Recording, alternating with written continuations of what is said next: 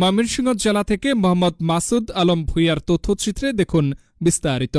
বাংলাদেশের প্রচলিত রাজনীতির চেনা ছকটা যেন রাতারাতি বদলে দিয়েছেন প্রধানমন্ত্রী তারেক রহমান। নিজের মন্ত্রিসভার সদস্যদের সামনে তিনি ছুড়ে দিয়েছেন এক কঠিন চ্যালেঞ্জ, হয় কাজ করো না হয় পদ ছাড়ো। মন্ত্রীপাড়ায় বইছে ১৮০ দিনের এক অদৃশ্য ঝোড়ো হাওয়া। ৬ মাসের এই অগ্নি পরীক্ষায় যারা উঠতে যাবেন তারাই কেবল থাকতে পারবেন প্রধানমন্ত্রীর এই ডায়নামিক টিমে। শহীদ রাষ্ট্রপতি জিয়াউর রহমান একবার বলেছিলেন, I will make politics difficult for the politicians. কয়েক দশক ধরে তার ছেলে তারেক রহমান যেন সেই উক্তিটিকেই বাস্তবে রূপ দিচ্ছেন। তবে এবার রাজনীতিকদের জন্য রাজনীতি কঠিন করছেন না, বরং তিনি কঠিন করছেন জবাবদিহিতা। গত কয়েকদিনে তার নেওয়া একের পর এক সিদ্ধান্ত সচিবালয়ে ঝানু আমলা থেকে শুরু করে প্রভাবশালী মন্ত্রীদেরও বেশ বেকায়দায় ফেলে দিয়েছে। সকাল ৯টা বাজার আগেই অফিস করা, বিশাল গাড়িবহর কাটছাট করে মাত্র ৬ থেকে ৮টিতে নামিয়ে আনা এবং প্রয়োজন ছাড়া সরকারি তেল বা গাড়ি ব্যবহার না করার ঘোষণা। সব মিলিয়ে দেশবাসী এক নতুন তারেক রহমানকে দেখছে।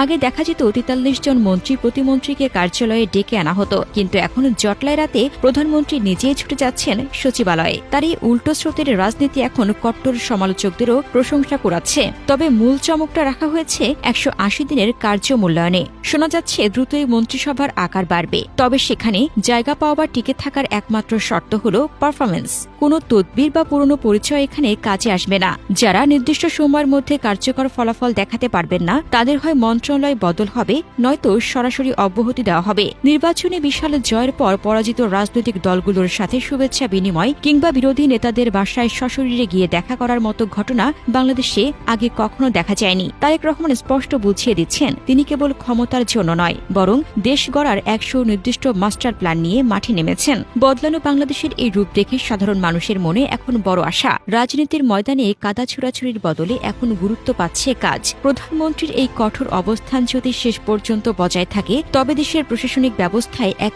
আমূল পরিবর্তন আসবে। এখন দেখার বিষয় ১৮০ দিনের এই দৌড়ে শেষ পর্যন্ত কার গলায় জয়ের মালা ওঠে আর কার কপালে জোটে অব্যাহতির চিঠি। তারেক রহমানের এই পারফরমেন্স ভিত্তিক রাজনীতি যদি সফল হয় তবে তা বাংলাদেশের ইতিহাসের এক মাইলফলক হয়ে থাকবে।